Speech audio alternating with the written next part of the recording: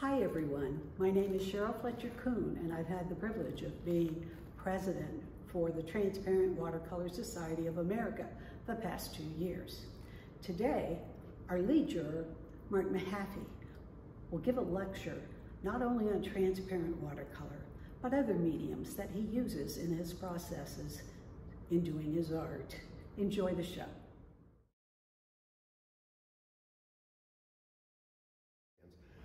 I'm used to doing a full demonstration here with the mirror.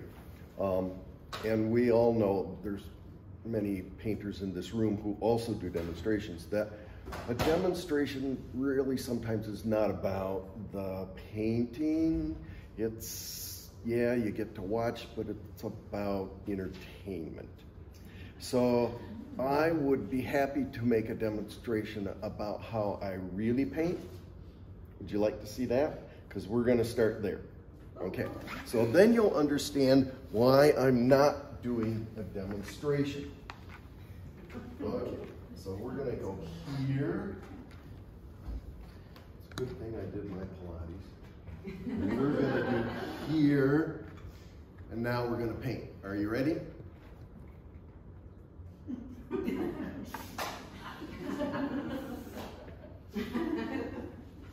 So that's pretty much it. There's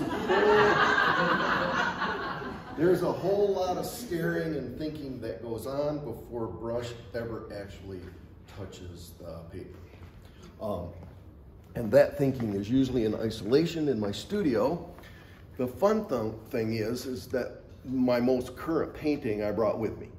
And you don't see it, it's not up. It's hidden, I'll show it to you in a minute. And so I brought it sort of in progress. I thought about leaving it at home, and then I thought, no, you know what? I have a lot of really smart people taking my workshop. Let's get some help. So I displayed the painting to the workshop participants and then gave a list of possibilities, and I got help, and they helped me make a decision. Now I was leaning that way anyway, Peter, because Peter came up with the same decision that I came up with, but I'll let everybody know what the possibilities were, and those of you that are painters, that's almost everybody in the room, will get it.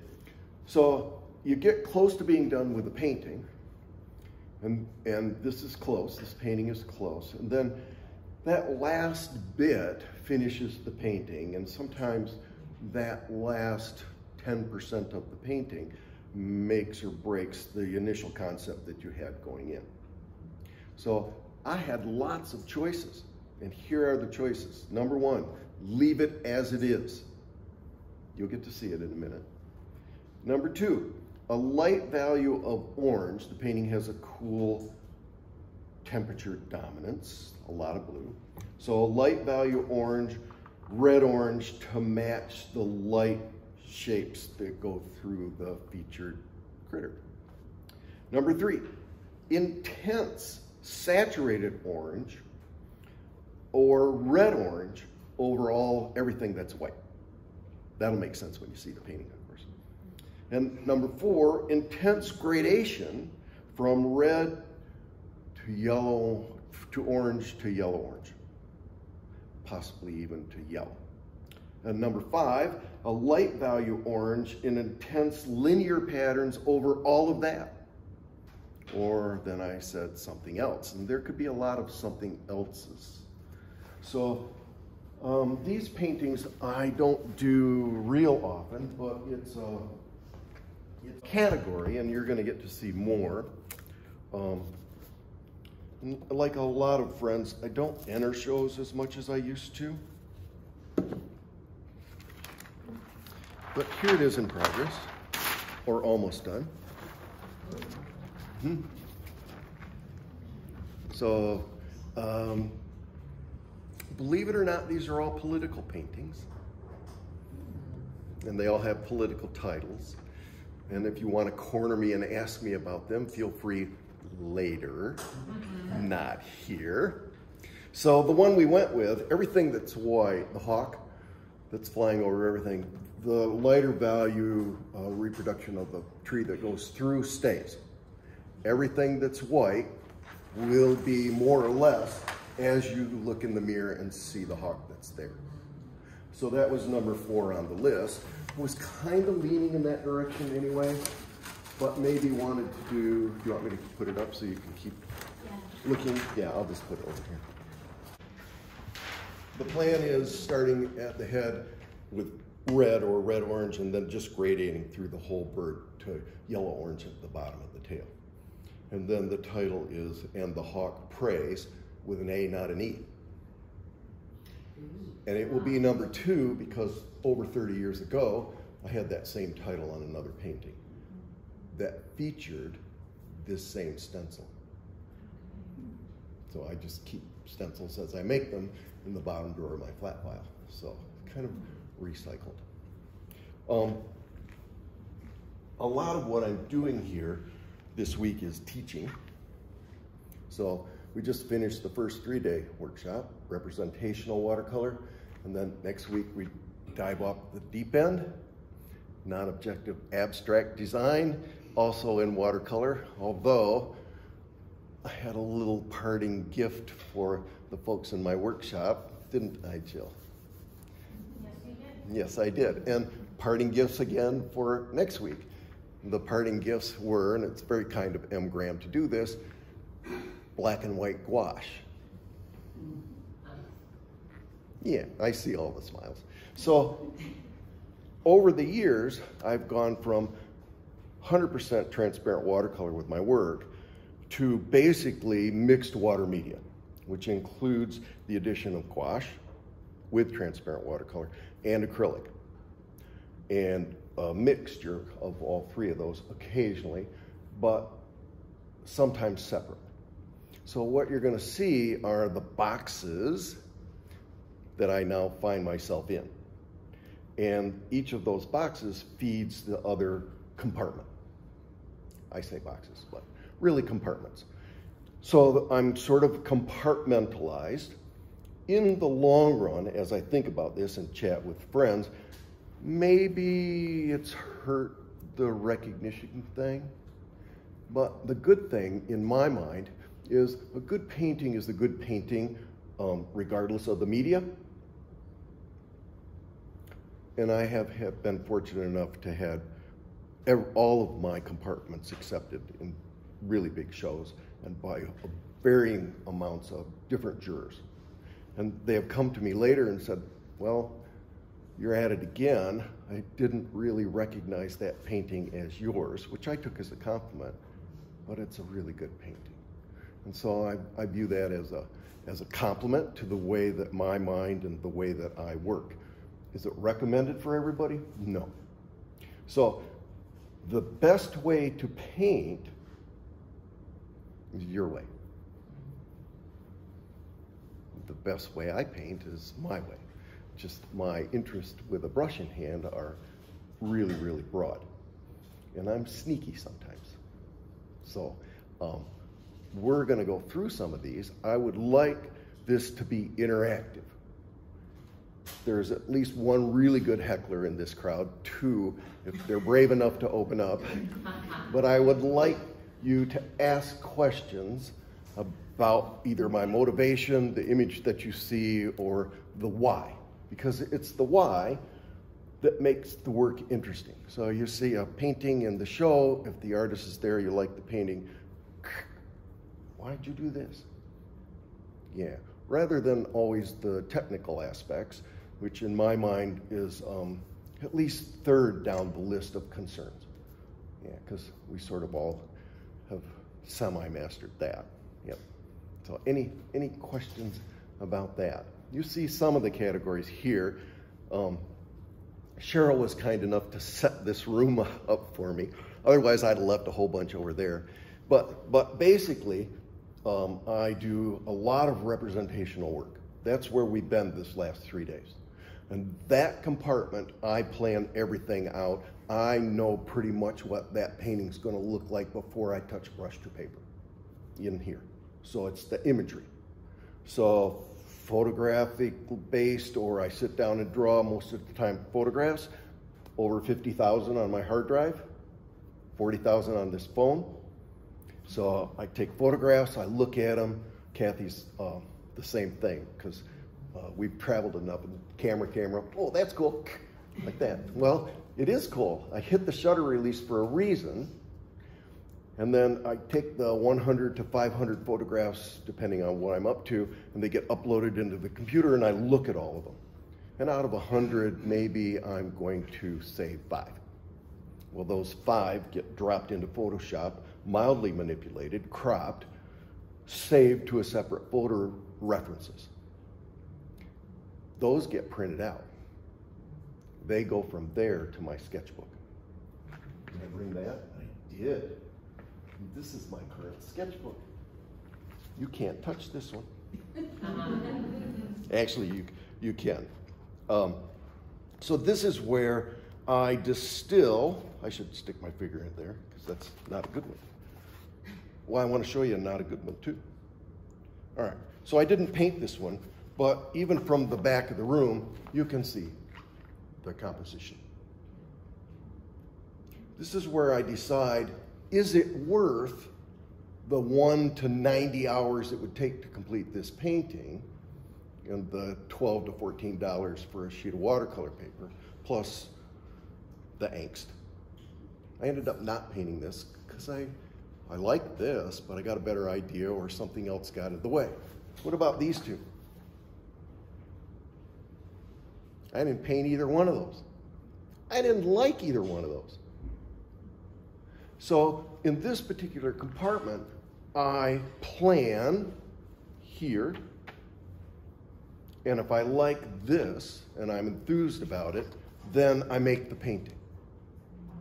And this value plan more or less assures the success of the painting.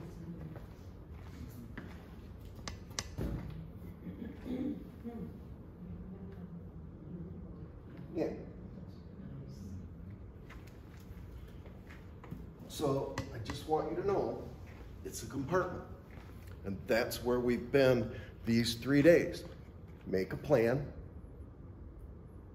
Make sure it's important to you. Make sure you like it or even love it. Follow the plan. And then all of the manipulations of paint, water, paper, and value based on importance. Paintings turn out. It's not the only way to paint.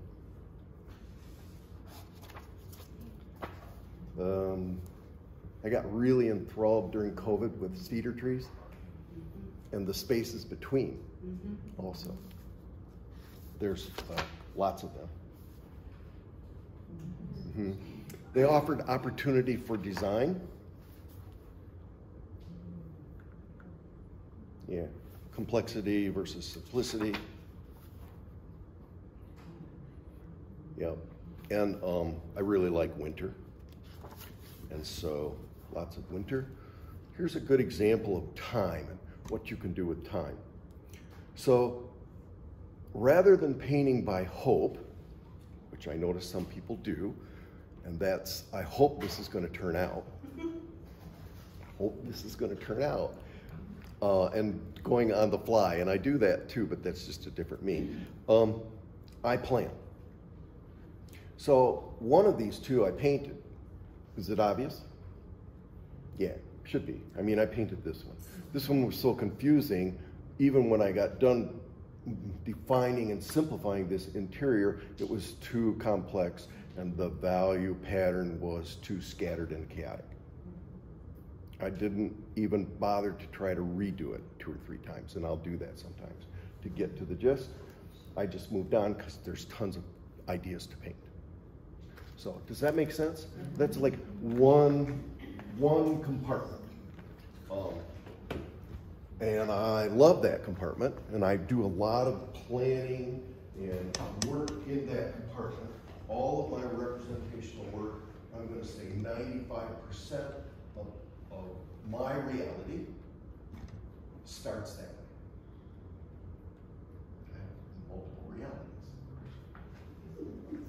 So, we're going to look at some of those, and this is plein air, acrylic plein air. So I painted plein air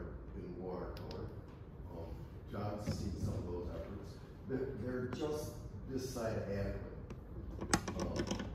Watercolor, transparent watercolor on cotton paper, just like in the studio, takes a fair amount of planning. So in plein air, that means decide what the lightest shapes are, the lightest values, save that white paper, which means you have to draw on the paper to save those. Decide where the shapes go, define the shapes, and then when you lay your initial washes in, you have to avoid the white paper. Okay, so many other people that I know do such a good job in plein air and watercolor that I just thought, you know, I mess up too much to do what they're doing. Let's figure something else out. So in plein air now, with acrylic, I can paint quickly, aggressively, enthusiastically, and make any number of mistakes that I want to. Wait 4 minutes, acrylic dries, paint over it. And so that's pretty much the procedure in plein air. I do the value plan in my head instead of in the sketchbook. So I skip that value plan and I do the shape arrangement with a brush rather quickly, just the big shapes because I can add the small ones. And then I paint. So I make mistakes in both in terms of temperature, hue, and value in plein air. And I think to myself, oh well, you just let it dry and go over. So a lot of these that you'll see are plein air, 9 by 12, 8 by 10, occasionally 11 by 14. Not real big because plein air for me is a smaller compartment. I do it to keep that 3-dimensional to 2-dimensional activity going, instead of always that reliant on the 2-dimensional photograph to a 2-dimensional piece of paper. Those of you that draw from life understand exactly what I'm talking about. 2 separate activities with your brain and your hand. So plein air does that for me. I actually live, go down M22 and around the curve that disappears into the space and up the hill, I live back in there. So if you've ever been to Sleeping Bear Dunes National Lake Shore, I live right in the middle of it, all along Lake Michigan, from the tip of the mitt down to Frankfurt, basically. Yeah, it's absolutely gorgeous. So 9 by 12 acrylic, and then I think, yeah, we can go here. So again, plein air, and probably 9 by 12 because that's a pretty standard size for me. And then I define the shapes,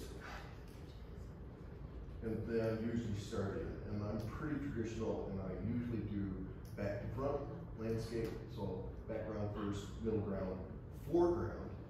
This particular panel has cad red light as ground. Yeah, that's what I was going to ask. So here's the deal with cad red light. It's a medium value as it comes from the two. So like halfway between white and black, mid-tone, but it's decidedly warm. So when I paint on cad red light and I put a stroke of paint down, I can tell how light or dark it is compared to the mid-tone of the cad red light. Then as I get closer to being done with the painting, I can tilt the painting towards a warm or a cool dominance. If it's a cool dominant painting, then I can allow little bits of that red to show as an accent across the color wheel from the cool dominance. If it's a warm dominant painting, I can let more show to help with that. Yes, ma'am? Did you start with cad red over the entire canvas? Yes, absolutely. And then you went on top of that? Yeah, and I still do that, but now I'm experimenting with anthracone blue and alizarin crimson ground. So it's a really, really, really dark violet. Almost appears black. And so I'm experimenting with that too, because value-wise, that switches up my brain. So you put a medium value down on top of that, and it looks really, really light. So it just is another problem to solve for me in plein air. So I create lots of problems. Those of you that know me know that. So a lot of these will feature southern Michigan. which is where we lived for 31 years. Williamston, Michigan. It's like just 17 miles straight east of Lansing, the capital, and morning walks like for years and years and years. Raise your hand, Cindy. My walking partner for years and years and years. So Cindy has been here, and so morning walks. This is really cool. Sometimes put the backpack on, carry the paints morning walk, and stop, set up, do a paint. Or call 2 or 3 friends. Do you want to meet me? Because I'm going to this room, and we're gonna paint. So that's like a relief from studio work. So sometimes I paint to get relief from painting. Does that make sense? Mm-hmm. Yeah. I mean, I do other activities too. I fish quite a lot too, but that's another whole story. That's actually going to come up later. Fishing will. But yeah, plein air painting for me is hectic, but at the same time a huge release from the anxiety and pressure that I put on myself in the studio. So let's talk about experimentation a bit. You'll notice writing on this one. It acts as a pattern. It kind of holds all of this together. So the painting was the rather muted landscape. That's fairly muted for me in the center. And I really didn't care for the rest, which is the sort of neutral light that goes all the way around. And the painting, I like this part of it, so I just took my brush and put a stencil down on top of the part I liked, and then painted over the canvas. So that's the result. That landscape actually continues underneath on that. And then as I looked at this tree, and we're approaching COVID now, the title occurred to me, and so the title was, I'm keeping this painting. Being alone is not the same as being lonely. Mm-hmm. Yeah, and there are a lot of artists. We're stuck in our studios all the time, and then we reach out. COVID was actually not a bad thing for a lot of artists because it made us decide what was important, and we had a lot of time. So once the title hit me because of the tree and isolation, this was painted on an aluminum can.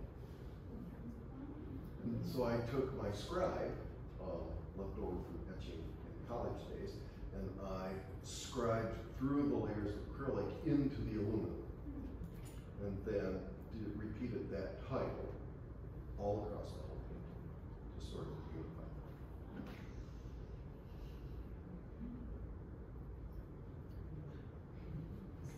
I do have a tendency to push color saturation a bit. That's kind of just me. I'm exploring more neutrals and neutralized color. John is a master at neutrals, warm and cool grays. I really appreciate that. I use them, but this is closer to what I do. And so it's just the differences are a good thing.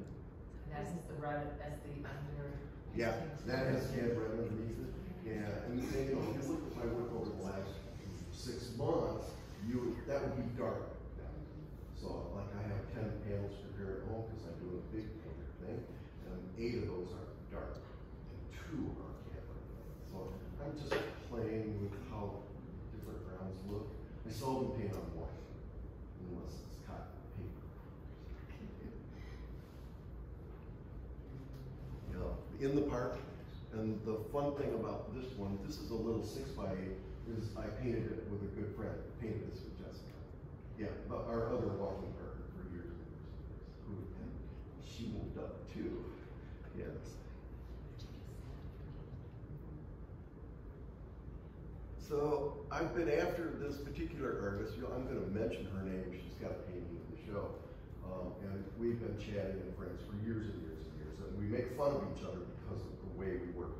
She does not work like I do. I think she's crazy obsessive, and she thinks I'm crazy creative.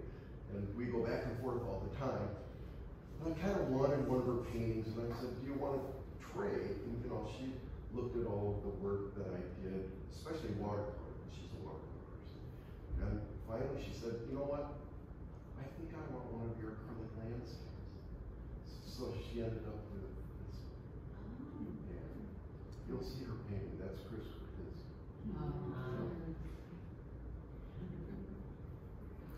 And this is the dunes, National Park dunes. This is 8 minutes from my house. And if you were to walk over this edge, it is over 500 feet, almost straight down to Lake Michigan. Kids will do that. Not too many adults can do that. And then because of the high water over the past year and a half, the Coast Guard has now started charging, I think, like $5,000. I heard it was $1,500 at one time. They really raised it to rescue stupid people that go down there and realize they can't get back up. Because you used to be able to go down there and walk the beach to somewhere else to get back up, but because of high water, no beach. Yeah, this is fun. Not too many people have seen these. These go to local galleries, and they help me afford to do other things. But this is that same road, the first one that I showed you, M22. I live down and around that corner, except now we're in the dead of winter. Who stays for winters? I should ask who goes to Florida. I like winter.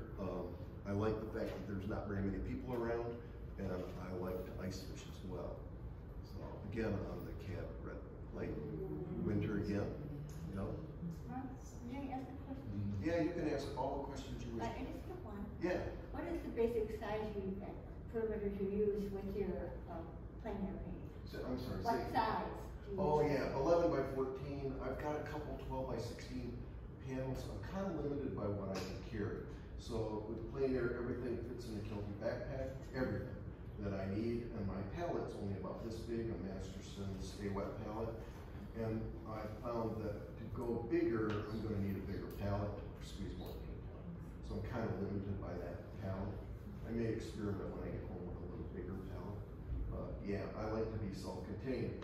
The pack allows me to hike if I need to hike to paint. So you know, I can put the pack on, carries water too, and I can go 2 miles or 3 miles and set up the paint and then hike back up.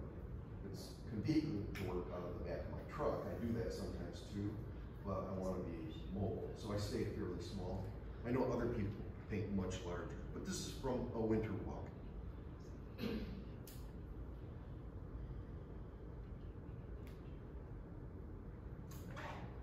Watercolor. I mean, I can get talked into watercolor. Jill's looking at me askance. Like, I had such fun when I was first contacted to be the juror. I have stories, but Cheryl and Jill, we've been going around and around because they know that I'm not always transferable. Now, I follow the rules as stated in the prospectus when I enter this show. But some years I don't enter it because I don't have a transparent watercolor, or I don't have one that's good enough. Let's put it that way. Yeah. So in those years, I just don't enter. And then we've been going back and forth about this transparent tape thing. And my response always is, you know, these are the rules. If you don't like the rules, don't enter. I mean, that's it, basically. So, you know, sometimes, most of my work, even, I don't like those rules. Most of my work, I don't like. I don't like any rules like that. So the only rules you really need to follow when you're painting are the ones that you make for yourself. Yeah. And so most of the time, my rules include opaque media, and all kinds of other things. This just happened to make it self-evident. I carry a little in my pack. I do carry watercolor kit and a pad of watercolor paper, just in case. So, again, of course, you threatened to put opaque in body cavities to be searched. So, you know, you shouldn't tell people our individual emails. Why might have had it there? Yeah, if we would search you. Yeah, okay, so I had a parting gift for my transparent, real representational transparent watercolor participants. The parting gift was? A tube of white and a tube of black embryo wash. Wash. That is my parting gift. That was a little bit of a jab, right? Okay. Yeah, so this is recent, and this is rising sun in the neighborhood that we now live in. So it's absolutely beautiful. We see the sunsets on Lake Michigan all summer long. And then the top of our neighborhood is, not too many houses, and the whole woods on one side is part of that huge park. So we can just go for a walk in the woods. Yes, sir. Is this over the purple ground?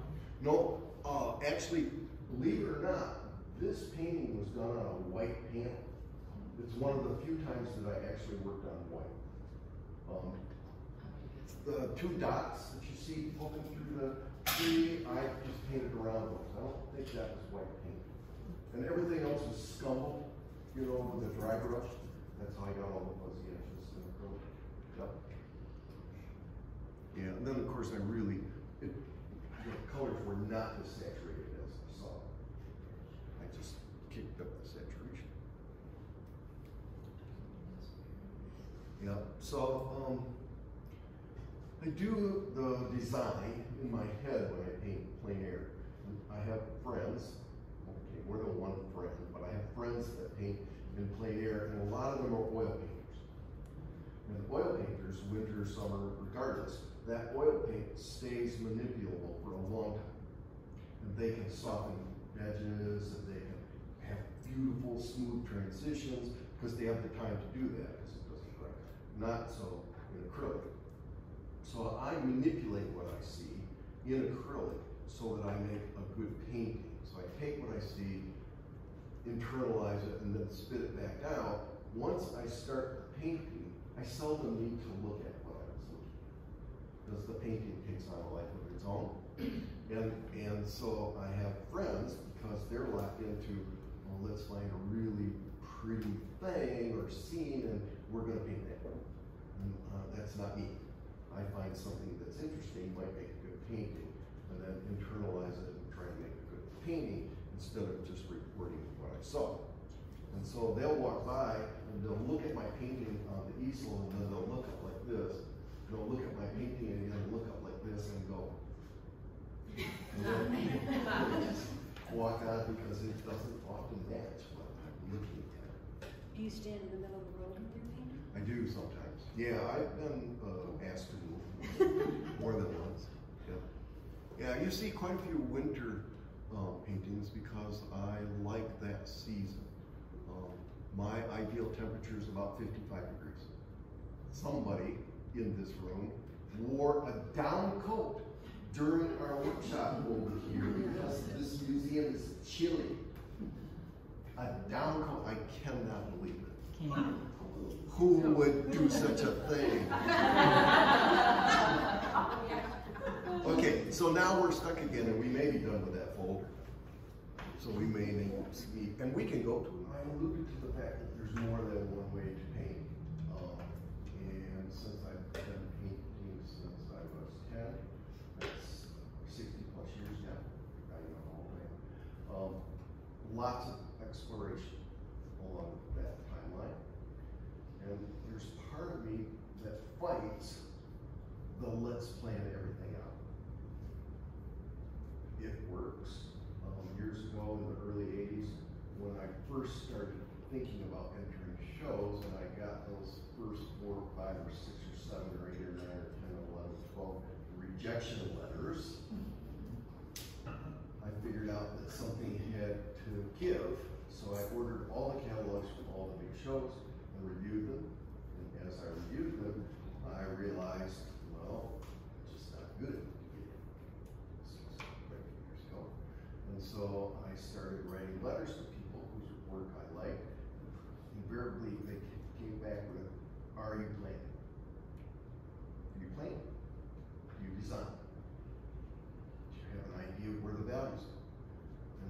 that started that long process of planning for success, as opposed to hoping this is going to turn out. But sometime during that timeline, the other side of me said,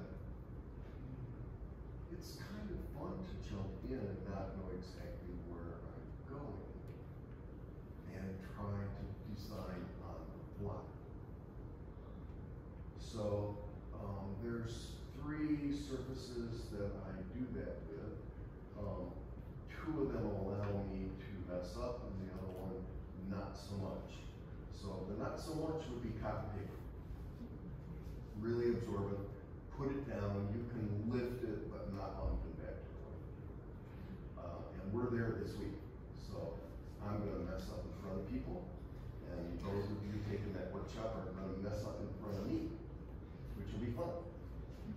So in an effort to not mess up quite so much, I found UPO, and when I first started working on it, it was called Kimdura. So Kimdura, same paper, different company, sold hands, and I discovered it. Somebody sent me a sheet because my very first website, there was some experimentation. This person sent me a piece of Kimdura. You'd like to experiment, try this. So I was trying it. Standard watercolor on cotton paper procedures, and totally screwed it up, and it made me really mad. So I threw it in the top drawer of my flat file, forgot about it. In the meantime, George James came out with his first article on using the computer and painting on Kimdura. Wasn't even called UPO at that time. So I kind of read through that and I went, you know what? I think that's the paper I have there. It was about a year later, and so what I did was I pulled it out and got even. Well, that getting even took a couple of years. So, and then the Kimdura Corporation, Japanese, changed hands to the UPO Corporation, Japanese also. And I just kept working and working on it. What I like about it is it's the paint, once you put it on, is very subtractive. Very subtractable. So I add, subtract, add, subtract, add, subtract, add, subtract, and I can do any manner of conceptual manipulations to that paper. It gives me a freedom that strictly additive acrylic didn't give me, unless you want to start with alcohol, and the freedom that cotton paper didn't give me, because once you put it in, it sits in the paper and I can't get it the hell off of it. Although we're going to try this week. And so a lot of these will be on UPO, and a lot of them are totally non-objective, no subject matter at all, just design based on the elements and principles of design as I use them. And I don't think about all of them, too many to keep in mind, so I have some that are important to me. So this is an environmental statement. We'll see another one in there later. Also, it employs printmaking. So there's a gyataku in there, Japanese for fish print. So for me to be able to do a fish print, first I have to catch a fish. My fishing boat is worth more than my truck. So the fishing boat, go fishing, this happens to be a bluegill. Catch a bunch of bluegill, eat most of them, save one to do a print. So the fish goes into the studio, wipe off all the slime, put the fish on a piece of cardboard, take hat pins, pin up the dorsal fin, pin down the caudal fins, pin open the mouth, pin the tail, let it dry for 4 hours. It dries, no slime, perfectly, you can do like this. So take all the hat pins out, put the cardboard there, get the acrylics out, mix everything up quickly and carefully. 2 different things. If you use too thick acrylic, the scales don't work, the details. If you use too thin acrylic, it dries before you can get the paper onto it to pull a print. Acrylic, usually you will roll that paper over the fish to make a print. And sometimes the second time to make a ghost print. So you can see on the left was the initial monoprint, and then to the right, 2 ghost prints. Let the acrylic dry. So acrylic now is insoluble, right? Insoluble to re-wetting. then I can do any manner of manipulations over top in transparent watercolor and gouache, and even completely cover, and they were, completely cover the fish print. Then I can take a brush, usually a bristle brush, but sometimes like a nylon flat or something, and slowly lift off the transparent watercolor and gouache to reveal the fish or part of the fish. So the title for this is Cascading Effect, and the red is on purpose. So if you track what we're collectively doing to the planet and animals, our bees, honeybees are in trouble, and frogs, especially leopard frogs, are disappearing, and we're losing a lot of species to extinction that most scientists agree is our fault. That's as political as I'm going to get there. So anyway, I've been addressing that in some of the titles and some of the imagery of the painting. So it's cascading effect. And my worry, of course, is 100 years, 200 years, 400 years down the road, especially with the rising population, that eventually something's going to go extinct, precipitate something else which goes extinct, because it's the cascading, which precipitates something else to go extinct, which will precipitate us to go extinct. Sure. That's the danger. There's the leopard frogs. Yeah, so this is 26 by 40. So 2 pieces of paper put together. And then the non-objective breaking up of the space. So if I can get the big shapes to work of designing the total rectangular picture space, I can pretty much get away with anything inside of it. And then the frogs. The frogs are about this big in reality. So each frog probably took a couple of hours to paint. You didn't cut them in half. No, but the frog in the middle has the tip of his head cut off. Yes. No, I did not sacrifice a frog. I took a photograph of a really live frog. I do sacrifice the fish, but remember I get to eat them too. So if I catch 25 bluegills, one is a fish print, right? Well, the other 24 become 48 fillets. So, you know. So, same idea, cascading effect. And then the cascading, of course, is the water-soluble pencil lines that trail from this walleye, small walleye, in down. So it's the same idea, conceptually, thought process behind painting, with a total rearrangement of the elements. And then this is that painting. So this painting does double duty, because as you look at it, this is a fairly literal representational painting. So look closely.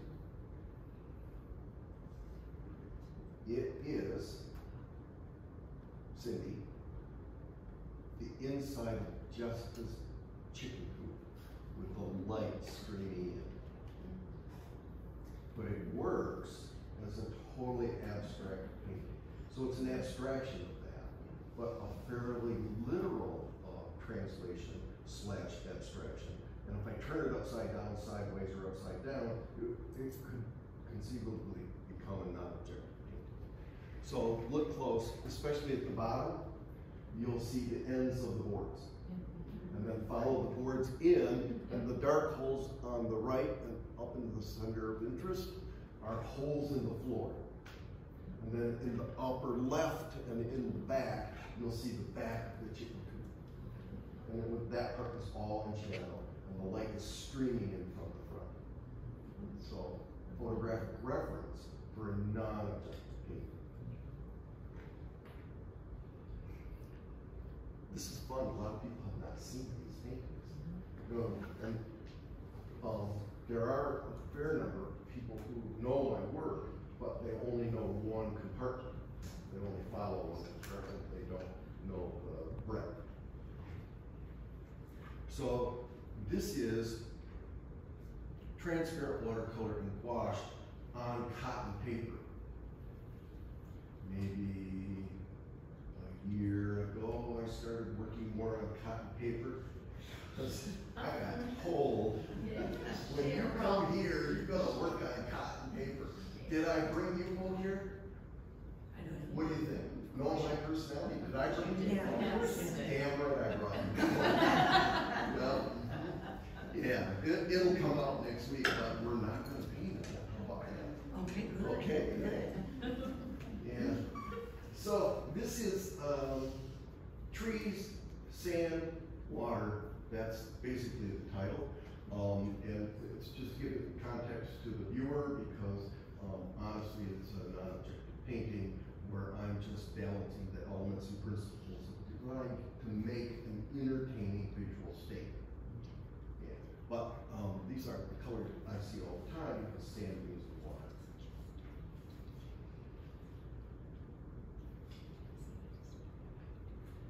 So this is the same thing on U-boat, and then I'm using my cursive, especially at this distance, acts as a pattern or a textural element, if you will. There is a message in here, and the title of this is Spiritual Speculation, and I had some kind of religious statement that went along with that. It was mildly irreverent. That's all I'm going to say.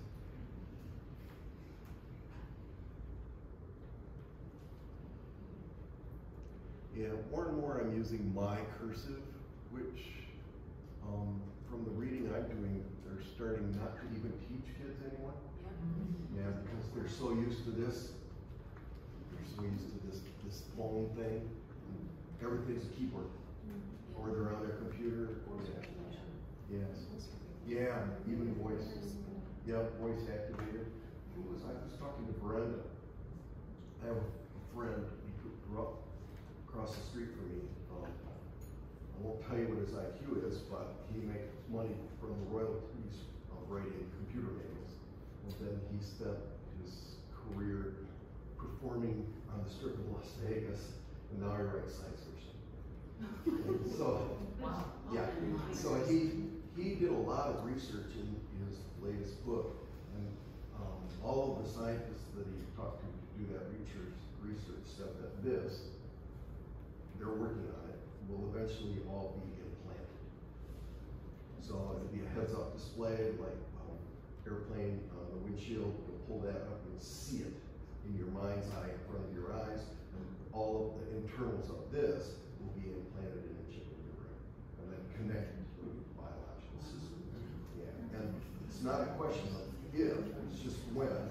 And they figure about 35 to 55 years. The technology to miniaturize all of this is there. It's the connection, the biological connection that they're working on. You know what, Neuralink out in California is the Elon Musk company. They're doing brain chips. I read it. Yeah, and they're closer than 30 to 50 years. Yeah, and they figured commercial 35 to 50. Right. But yeah. they've done research already where you can command from just using your brain. Yep. The technological aspect of it. So you can just think it and you Play a video do game, it. just thinking it. They have a monkey Yes. playing a video game. Yep. Absolutely. Yep, with his brain. Yeah. So I got really enthralled with black because I don't like rules. for a lot of time, black. When you put black next to white in a painting, essentially you're hitting the viewer over the head with a sledgehammer. That is the highest amount of value contrast you can have. And when people talk to me, Mark, I'm not getting paintings in the show, and I look at their paintings, the quickest read, if you're doing the competition thing, is almost black next to almost white or white next to black. It's a really quick read. Viewer goes, wow, and sees that. So this is a quick read. If you wish the viewer to be more contemplative, then drop out the white and the black and push towards the center because that invites a closer inspection. It also creates a certain mood. So like think fog or smoke, or early in the morning before the sun comes up, or right after the sun's gone down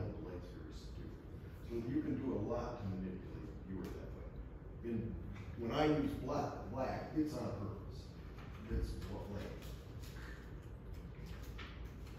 I don't do it as much these days because a friend and a collector, she has 12 of our paintings, and she was looking at these black paintings that I had shown her. She said one word, and it made me rethink working on black, although I'm looking that way with plein air. And she looked at me and she said, Elvis? And you have to know her personality. It was Sharon Ellis. I mean, yeah, she's got a ton of my paintings, but she's got a really assertive personality and tongue, and she's fairly sharp. And so she was referencing the Elvis painting on black. Yeah. Maybe I don't go there quite so much as I used to. So the title of this was One Bright Spot. And so again, I don't enter shows as much as I used to, but with the pandemic, and a lot of shows became virtual, so it was easier to enter. So this is one of the few that I'm showing you that did win a nice award at San Diego International a couple years ago, last year, something like that. This is the painting that's on the easel. So precipitated actually by my visit here. The email string between myself and the powers that be with TWSA would make a very interesting read, that's for sure, especially if you read between the lines. But that particular painting is all transparent watercolor on cotton paper as it sits on the easel. And I love it in the flush so much more. Then on the screen, even with the glow of the screen, I like the original also. Yeah.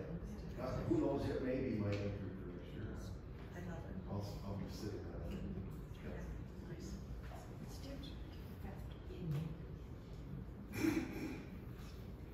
So we're kind of back to you, Bo, here. Notice the rectangle in the upper left quadrant that is darker than everything else. So there's a couple of ways to approach that. I really like the shape arrangement here, especially the negatives as they form the positive.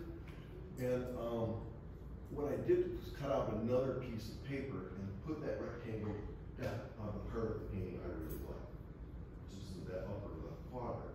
And then I either use my mouth atomizer, which I use more and more just to push things back. John knows about that too. I used to, years ago, I did whole paintings with mouth atomizer, all spray. Some people remember, most people do not. They were lovely. Yeah, or I took a roller, full roller. Tell me that was on your materials list at the workshop. Because I only brought 5 with me. And with white wash, I rolled over the whole painting. And then lifted over a rectangle to let that part be the start of the show.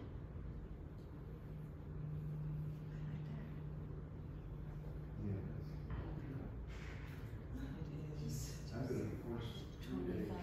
We're good. Y'all need to ask more questions. So again, more gouache than anything else. I want you to notice the white in the upper right quadrant and the mark making and shapes there, and the red in the lower right quadrant. Both of those were protected from a painting that covered the entire sheet. So this is the Italian Viola Pentimento, which literally means showing the history of a painting within that painting. That's the literal translation. So when I work on these paintings, I will do a painting, and usually it's the ones that I consider to be decent, not exemplary. And so I'll do the painting, cover the parts that are interesting to me, and then do a painting on top, saving those parts. And then sometimes I'll save more and do a painting on top of that, and save more and do another painting on top of that. So it's an additive process. And since this is on U-Ball, I can always subtract, but only back to the paper, not back to the layers. So as I'm working through this, I'm thinking, oh, it'd be nice to be able to go back layers. So now I'm playing with acrylic and alcohol or protecting with acrylic and saving acrylic pentiment parts of the previous painting. And those paintings are very big, like 48 by 48, 40 by 60, 30 by 40, and so I'm playing with that too. I'm also taping off the edges and then redoing the whole painting, pulling the tape, which reveals the painting that was underneath, and then taping the edge again, and redoing the whole painting, and pulling the tape, which reveals the edge again, and I'm slowly working my way towards the center. These taped off edges, and each edge reveals the painting that came before. So I said this last week, there is no doubt in my mind I need 2 more lifetimes. This painting is here. Oh yeah, yep. Yeah, it's right here. I rather like it vertically. Yeah, you know, I mean, generally horizontal carries less energy than vertical, and then diagonal a little more energy again. But on Yupo, I really like that pattern. You'll see this pattern this next week.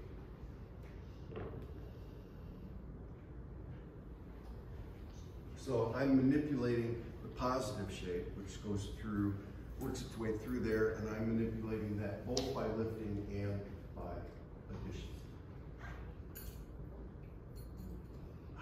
What's the writing on that one? What did you use for that? The blue, Yeah. water-soluble crayon dash, water-soluble crayon, essentially. Yeah, I like water-soluble because it allows me to remove it if I want to remove it. Yeah, as opposed to like oil pastel, or as opposed to regular colored wax-based colored pencils, which I also use occasionally. But most of what I use in these mixed water media are resoluble in water. So that would be graphite, but aqueous graphite. So I can write and then buzz water, or write, and then remove and have ghosts of that writing. So it's back and forth, back and forth. Nobody's ever seen this painting. It is 37 inches tall by 25 and a half inches wide. Transparent watercolor on cotton paper done off the roll. So, and the flickers that you see flying through this painting are each about this size, and each one of them took 3 studio days to paint. So that's either 2 to 5 hours in the studio for each bird. And then the rest of the painting was executed just like the tree. As a matter of fact, it's the same tree that you see in the painting that I brought. So we have a lot of huge oak trees around, and I always keep my eyes open for an oak tree that has an interesting structure. And then I keep that image. So the title of this painting, because a lot of the titles will give you a clue about my concept going into these, is A Flicker of Hope. So this is a very recent painting, and it was as we were coming out of the pandemic. Seems like we're going back in now, but that's another whole story. Anyway, as we were coming out, and so I figured I'd do a painting that was maybe not quite as dark. I do have dark leanings in terms of both concept and execution, actually, but not quite as dark as usual. My wife, who keeps an eye on my moods, she goes to the studio occasionally just to see what's up, and she just shakes her head sometimes because she'll look at what I'm doing. She'll go, dark again, dark again. Oh well, you know, that's me. So this was A Flicker of Hope. This is one of those times, it doesn't happen often, but often enough, I posted it, and somebody wrote right back, I want it. And so, you know, I had sort of had little different plans for it, and I told them how much, and they said fine, and they had it. So nobody else has seen it, it's on their wall, it was well worth the time to paint it, let's put it that way. Yeah. Mark, could you tell talk a little bit about how you get the layering? Like this looks like you did some atomizing. Did you atomize first? Yeah, I'll tell you the entire process. So the trees very carefully drawn out in pencil after the paper stretched. And then the trees painted directly with a brush.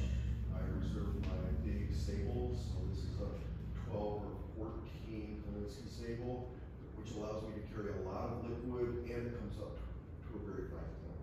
So I can do the skinny branches and I can do the wide branches by just pressing a little harder and allowing that liquid to flow out of the brush. So the tree is painted first, as is a few layers of ground, and then very lightly some of the trees that you see subtly in the background. All painted directly and cut. Okay.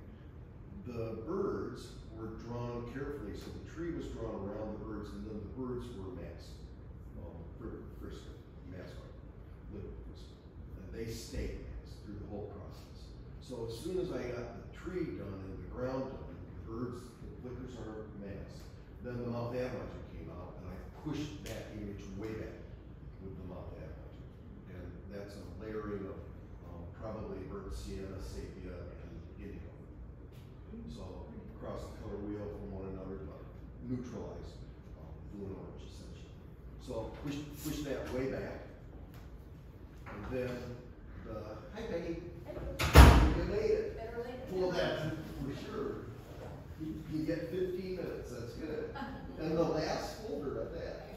It's good to see you. And then so the mask is removed, and then no, the mask stays, and I do the drop shadows because the mask protects. And then the mask is removed, and then each flicker is painted with a smaller, like number 6 or number 4 round, and each flicker too, like forever.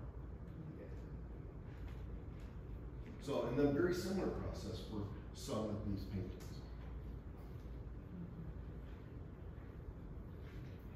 So there's a whole series of paintings that sit in the top drawer of my flat file that nobody's seen. And these paintings are all the same size as the painting I sort of chose to hang in this show. So they're all in that 35 by 24, 37 by 26 vicinity, large oversized watercolors done on cotton paper. And a lot of them feature stuff that we eat. I mean, that's the simplistic title for them. They all say waiting. It's usually waiting to be eaten or waiting for other things. But because of the population density in certain parts of our planet, any form of protein is fair game. Any form of protein is fair game. And we're headed towards some kind of disaster food-wise because of overpopulation. I just read another article this morning. A lot of scientists think that the planet should only contain about 3 billion people to be sustainable, and we're pushing towards 8 billion. So I can't imagine what the next 100 years are going to bring. That's just me. So why atomic fireballs? I'm a retired inner city high school art teacher. Now, put inner city in all the quotes you want to. Let's just say that I had a rather adventurous audience. Any given day it could be really, really different. But it was fun, rewarding, and exhausting. And I've worked from the experience. So imagine 30 to 33 kids in an art room from all kinds of different socioeconomic backgrounds, all mixed together, and a squirrel runs up the side of the building, or somebody got in a fight that morning, or somebody got beat up, or whatever's going on in the neighborhood, and talk about it. And the more they talk, the less they work. You're supposed to work in my classroom. So when I got tired of the talking, on my desk sat 144, a jar of 144 atomic chocolates. Kids walked in, have a chocolate, pop it in the mouth, no talking for 45 minutes. Because they were all sucking on that jawbreaker. And of course I loved it too, And now I don't. Because you can imagine, after years and years of sucking on atomic fireballs, I serve, Skittles, Twix, any number of other candy also. I just don't anymore. I just move on. So I have to paint it. I have to paint it. Yeah. So I think this was, remember people in my last workshop, they see the pattern on the fish? Yeah, and we discussed maybe patterning the hawk, and I sort of decided against it, kind of done that, and I think that hawk needs to stay fairly flat. But the title of this is political, and I'm just going to leave you with that, and the title is Hopefully Passing Through. So you can ask me about that later if you wish. This one's currently traveling with the American Watercolor Society. Same, different trees, same concept, same working process, twilight. So tree, protected, and then drop shadows painted, then pulled. And I decided not to go towards the realism this time, and I just stayed a simplistic pattern, which put the focus, kept them lighter value, and focused more on them, not the realistic part of that. It was just it was a conscious thought. Yeah. So this title of this is In Pursuit of Peace, which is also kind of a double-edged title.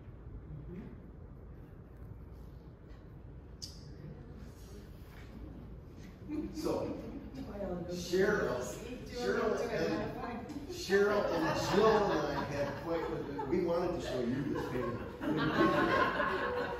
We had quite a discussion about this painting. This is the painting I wanted to send for the show. Which is, but that's exact. yeah, it's okay. You can, Yeah, but reaction, right? That's that's part of the reason I wanted to send it. Yes, absolutely. But my wife objected. That's number one, and I tried to listen to her more than I used to. And then Jill, I sent it to Jill. She had the same reaction my wife did, essentially. And then Cheryl too, and said, okay, please. I would say yes. Yes, I know. Just so you know. Yeah. You're As right. much I was trying to figure out exactly what, I knew those were kidneys. Yeah. I was trying to figure out. And there's the stomach, kidney, heart, liver, Some intestines. and intestines. Yeah. So again, it goes back to, there's a reason for this painting. It goes back to some cultures, either because of poverty or overpopulation or both, utilized every bit of protein they could utilize. The reference for this was actually taken in a Mexican meat town. So in that particular culture, all of these guts were utilized. So the name of it is? Waiting, with a number, as in waiting to be eaten. Okay. Yes. And then I have manipulated that title a little bit. I just call it guts. Yeah. So I wish I'd tilted this a little warmer, because we talked last week about this 50-50 split between warm and cool, creating a little bit of visual chaos. And I always kind of search for a warm dominance or cool dominance, and this one is close to that 50-50. And I could have overwatched it, but I got done with the painting, and I kind of liked the visual chaos. So I left. It's okay to break rules. If you wish to break the rules, be my guest. Sometimes you have to compensate, sometimes you don't. This is one of those times that you feel like compensating. It is essentially a close-up of dried fish.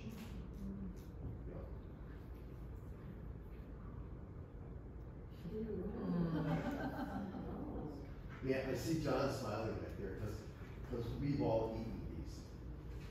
No, we haven't always. I'm saying Kathy, John, and I, probably Peggy too.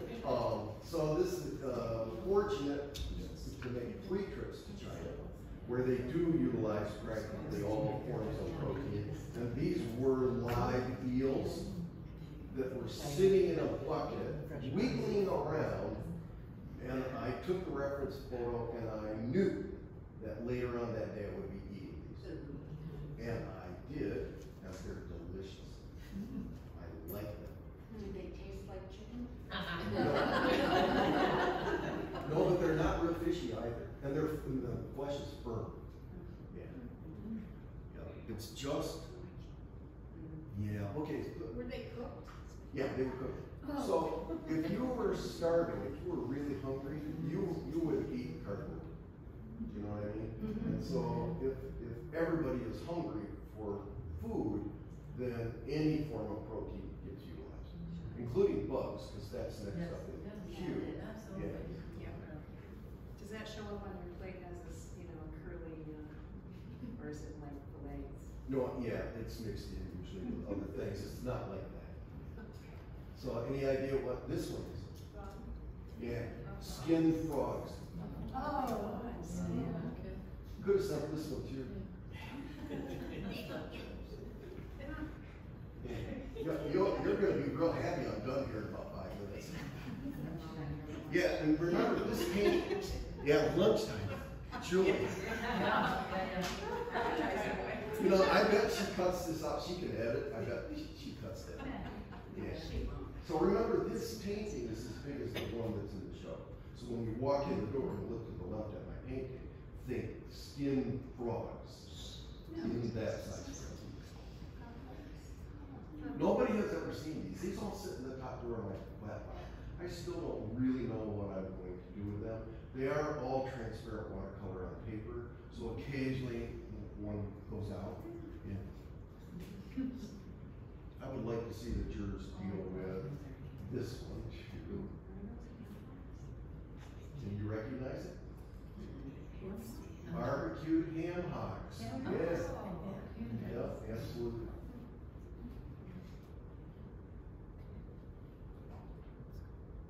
And then, yeah, Asian lobsters, they're quite colorful compared to our cold water lobster and rock lobster that we have in southern waters. Yeah. Yeah, and I think this actually was in the TWSA show. Yeah, these are all very large paintings, about half the size you see them on the screen. And then this is the painting that's in the show. It's a split painting. I wish I hadn't got quite so obsessive with the gravel, but it became like meditation to me, and I said, what the hell, let's just keep doing the gravel. And so I did. And then to sort of resolve that, I got the mouth atomizer out and sprayed. I think this is pre-spray. So that whole left quadrant of this painting was sprayed to kick it back, which made the light on the eggs pop out even more. You'll see the difference when you go up there.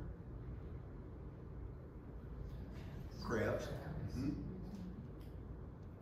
I think I'm done.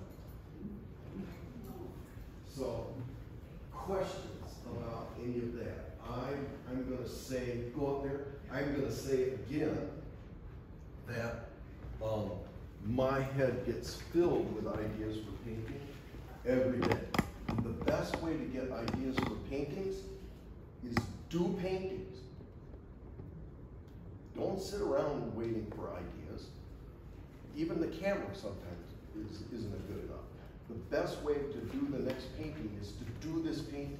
And if you get an idea in this painting, feel free enough to follow that tangent and do that painting. And that painting leads to another painting, which leads to another painting. And then we die. And that's it. Thanks.